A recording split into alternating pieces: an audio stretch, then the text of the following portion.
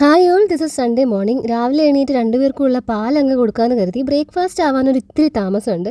കാരണം കണ്ണമ്മോൻ ഇറച്ചിയുമായിട്ട് ഇങ്ങ് എത്തിയിട്ടില്ല. അപ്പത്തിനുള്ള മാവ് ഞാൻ കുറച്ച് സോഡാപ്പൊടിയും ഉപ്പും പഞ്ചസാരയൊക്കെ ഇട്ട് കലക്കി വെച്ചിട്ടുണ്ട്. കോഫി കുടിച്ചു കഴിഞ്ഞപ്പോഴേക്ക് കണ്ണമ്മോൻ ഇറച്ചിയായിട്ട് എത്തി. വീട്ടിലും അവൻ ഇറച്ചി മേടിച്ച് കൊടുത്തിട്ടേ ഉണ്ടാകത്തുള്ളൂ. അവിടെയും അപ്പവും ഇറച്ചിക്കറി ആവാനായിട്ടുള്ള താമസമുണ്ട്.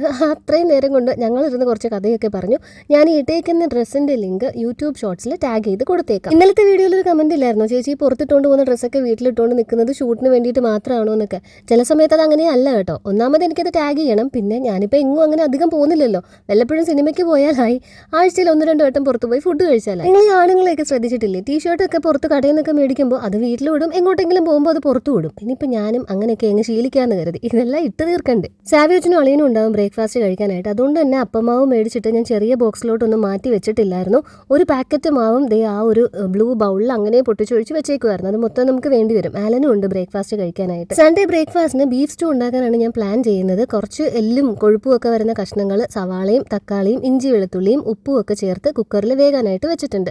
ബാക്കിയുള്ള മീറ്റ് ഞാൻ അങ്ങനെ എടുത്ത് മാറ്റി വെച്ചിട്ടുണ്ട്. പിന്നീട് ഉച്ചക്കത്തേക്ക് കറിയാക്കി എടുക്കാം. നമ്മോൻ അങ്ങോട്ട് പോയി കഴിഞ്ഞപ്പോഴേക്ക് സാവിയോച്ചനെത്തി. പിന്നെ ഞങ്ങൾ രണ്ടുപേരും കൂടി ഇരുന്ന് വർത്താനമൊക്കെ പറഞ്ഞു. എന്തായാലും അപ്പങ്ങളെമ്പാടും ഒറ്റയ്ക്ക് ചുടേണ്ടി വന്നില്ല. കാര്യവും പറഞ്ഞ് ചിരിച്ചും കളിച്ചും അപ്പം മുഴുവൻ ചുട്ടു തീർന്നു.